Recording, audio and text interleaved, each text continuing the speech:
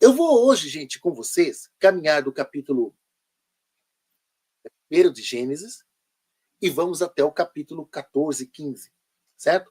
Por isso que eu disse que pode ser que a gente precise de 3 etapas para concluir o livro do Gênesis. A minha vontade, e eu quero fazer isso, e conto com vocês, é fazer uma live por semana, sabe? Porque como tem muita coisa para falar da Bíblia, nossa, se eu for fazer uma por mês, a gente não acaba a Bíblia esse ano.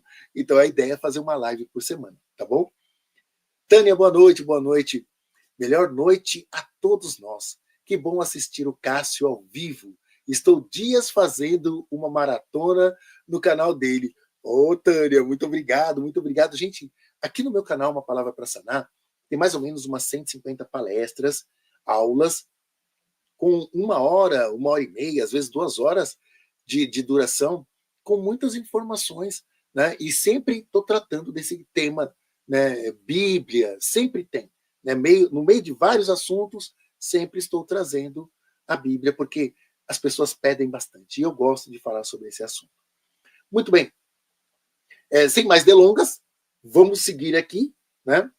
Com o passo a passo, e eu vou seguir com vocês aqui capítulo a capítulo. Às vezes eu vou pular alguma coisa, né? Que, como eu te disse, algum capítulo que eu julgo ser assim irrelevante, mas a gente vai seguir aqui a narrativa do livro de Gênesis e eu vou falando para vocês, tá bom? Dos capítulos, mas eu conto que vocês vão pesquisar aí na casinha de vocês sobre os assuntos, correto? Então, eu já quero começar na hora da narrativa da criação, Gênesis capítulo 1. É interessante saber, gente, que Gênesis capítulo 1 até o 2, capítulo 2b, a primeira parte do capítulo 2, é uma narrativa de criação. Vocês podem ir lá ver ou escutar. Nessa primeira narrativa de criação, não tem, sabe, a serpente no paraíso, não tem a mulher sendo criada da costela do homem, não tem, sabe? E Deus termina tudo, e Deus vê que tudo é muito bom. Deus não faz serpente lá para provocar a mulher. Deus não faz nenhuma proibição lá de não comer o fruto da árvore da ciência, do bem e do mal. Não tem essa narrativa.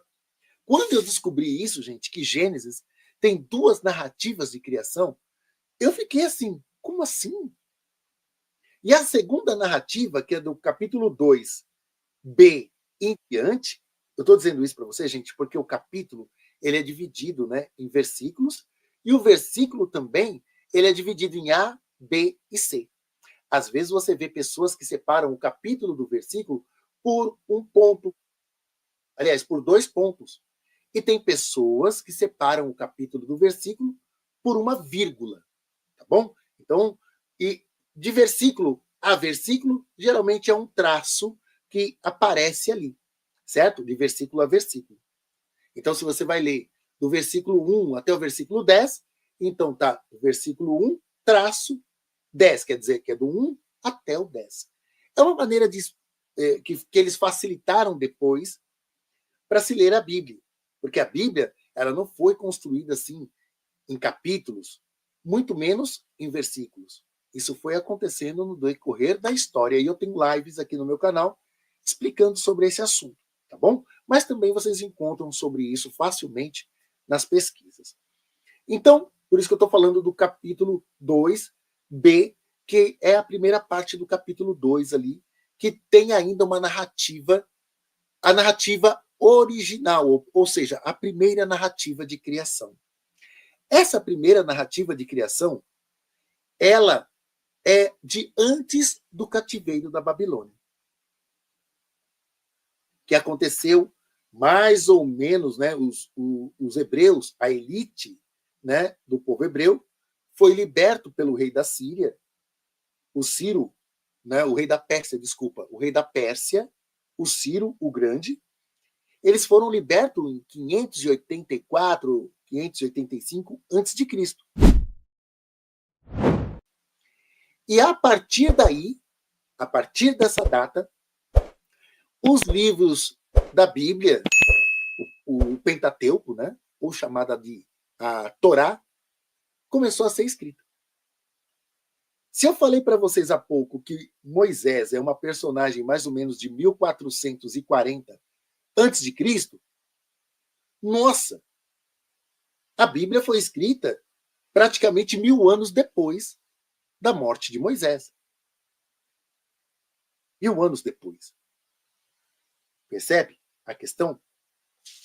Então não pode ter sido escrita por Moisés. E até mesmo esse primeiro capítulo do livro do Gênesis, esse primeiro capítulo, ele é datado mais ou menos 100 anos antes do cativeiro da Babilônia.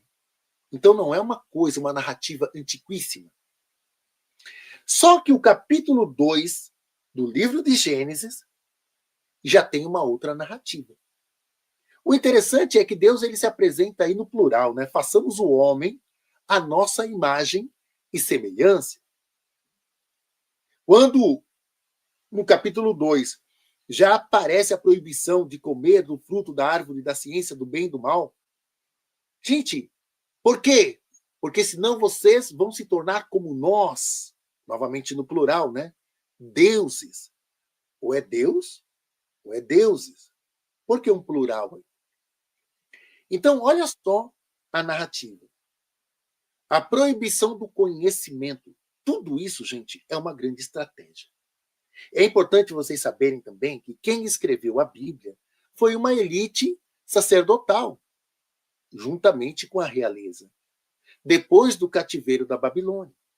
Eles tinham uma intenção de dominar o povo através daquela palavra, que eles diziam ser a vontade de Deus. É importante saber isso. A narrativa do livro de Gênesis, como assim também dos outros livros, elas têm um propósito, que é exatamente prender aquele povo, direcionar aquele povo, mostrar o que eles deveriam fazer. É a elite dominando a massa. São os dominadores ali controlando o gado. Então eles vão sempre fazer algumas narrativas que fazem com que as pessoas fiquem presas ao que eles estão colocando como verdade. Jean, boa noite, boa noite. Quando era da igreja, achava que esse termo, façamos o homem, era Jesus, Espírito Santo e Deus. Mas hoje sei que isso não é real. É verdade, Jean. A gente aprende isso, né? Porque quando aparece também os anjos, né? Lá em Sodoma e Gomorra, a gente está ainda em Gênesis ainda, tá bom? Não estamos saindo do Gênesis. Muitos teólogos dizem que os 3 anjos que apareceram lá para ajudar o sobrinho de Abraão a sair, né, da cidade, era uma prefiguração da Trindade, Pai, Filho e Espírito Santo. Mas se você perguntar para o judeu, que tem a Torá na mão, e você falar para ele, Deus é 3, é Pai, Filho e Espírito Santo, ele fala, o que você está me falando? Não existe isso de Trindade. É isso que o judeu tradicional, ortodoxo, vai falar para você. Pode ser que o judeu que é chamado judeu messiânico, que eles aceitam Jesus como Messias, eles aceitem também essa narrativa. Pode ser que alguns sigam essa narrativa. Mas outros não. Mas se você perguntar para o judeu mesmo, não tem essa coisa do Pai, Filho e Espírito Santo. Então, esse façamos no plural, o homem à nossa imagem e semelhança, também os teólogos de igreja enfiam isso na nossa cabeça. Mas não é verdade. Sabe? Não é verdade mesmo. Então, quando a gente olha para essa construção da Bíblia, sabendo que tem uma elite que está usando aquela ferramenta escrita para dominar a massa, para dizer para onde a massa deve ir e como ela deve se comportar, a gente consegue abrir a mente. Ah, então eles estão fazendo essa narrativa porque eles têm tal intenção. Eles querem prender a mulher, eles querem deixar a mulher numa condição de submissão, eles querem dizer que o povo do norte não presta e quem presta é o povo do sul. Ah, então eles estão querendo dizer que eles estão tomando aquela terra, então vamos colocar na boca de Deus a promessa de entregar aquela terra.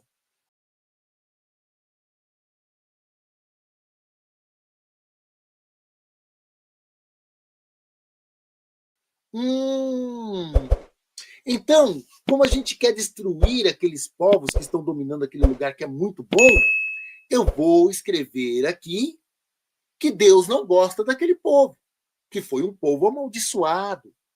E assim fica fácil de fazer com que as pessoas aceitem os nossos erros, as nossas falhas. Então, nesse pensamento que a gente vai seguir aqui, sempre sabendo que a elite sacerdotal, que a realeza, tinha um propósito naquela narrativa e que ela foi escrita depois dos acontecimentos, entende? Primeiro eles entraram na Terra, primeiro eles tomaram a Terra, e aí eles começaram a colocar uma narrativa favorável aos seus intentos, ao que eles fizeram, entende? Então a coisa não aconteceu e tinha um escriba escrevendo. A coisa aconteceu, foi acontecendo, eles foram escrevendo e justificando. Vamos ver, tinha aqui na tela aqui, os judeus messiânicos ficam vagando entre cristianismo e judaísmo e misturam os dois constantemente. É um desafio, né? Essa questão, viu, Felipe? Boa noite, dos judeus messiânicos. Por quê? Porque para os judeus ortodoxos, os judeus messiânicos são cristãos. E eles são meio que rechaçados, né? E para os cristãos, eles não são cristãos de verdade, sabe? É um grande problema essa questão dos judeus messiânicos, é um grande desafio para eles, né? Essa vivência, essa crença, né? É bem complicado. Mas vamos em frente.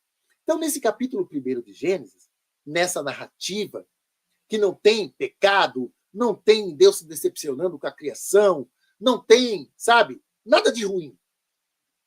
É uma narrativa e a mais antiga.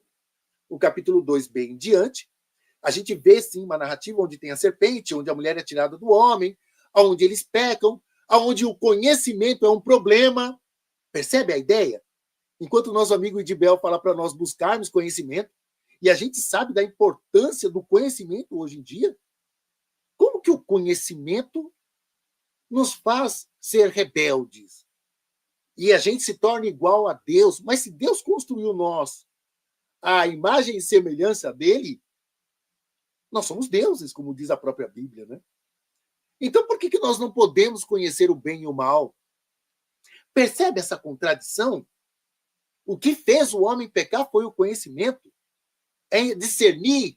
O homem percebeu, então, né, em Gênesis capítulo 2, eu estou pelado. Mas por que você está? Como você sabe que você está pelado? Deus pergunta. Por acaso você comeu? Não, ele está sabendo das coisas, né? Eu estou com vergonha, Deus. Eu estou com medo. Ele começa a mostrar ali as suas emoções. Eu estou com medo. Eu escutei seus passos aqui no jardim e eu me escondi. Ah, mas por que você... Ah, foi a mulher que você me deu. E aí você já vê Deus, né? Amaldiçoando, tirando eles dali, privando eles de estarem no Éden. Ele até constrói, né, uma roupa para eles, né? Eu falo que Deus ali na narrativa é o primeiro alfaiate, porque ele faz ali uma roupa para o Adão, para Eva, mas expulsa eles do paraíso. Então, esse Gênesis capítulo 2, ele já termina assim, meio trágico, né? Já termina dessa forma. Aí, quando a gente segue um pouco mais, gente, nós vamos encontrar essa... Quando Deus fala assim, né? A gente, agora o homem se tornou como um de nós, plural de novo, né? Que não é a Trindade, plural de novo. Conhecedor do bem e do mal. Por isso, ele não deve viver para sempre. Ele não deve viver para sempre. Por que o conhecimento é um problema, hein, gente? Porque não vão ter ignorantes? escuta muito isso no meio religioso, né? Para de ler, para de pesquisar, para de estudar assim. Você vai perder a fé. Vocês não escutaram isso? Tenho certeza que muitos vão dizer aqui, eu escutei, escutei. Deixa o coração ficar quente, esfria essa cabeça. Você está pensando demais. Você vai se afastar do caminho. É a mesma coisa de falar assim, fique na ignorância. Deixe padres, pastores, bispos e apóstolos, e por aí vai, né? Deixe eles te manipular. Os pais de santo e por aí vai. Deixa eles que vão fazer para você. Você não pode fazer nada.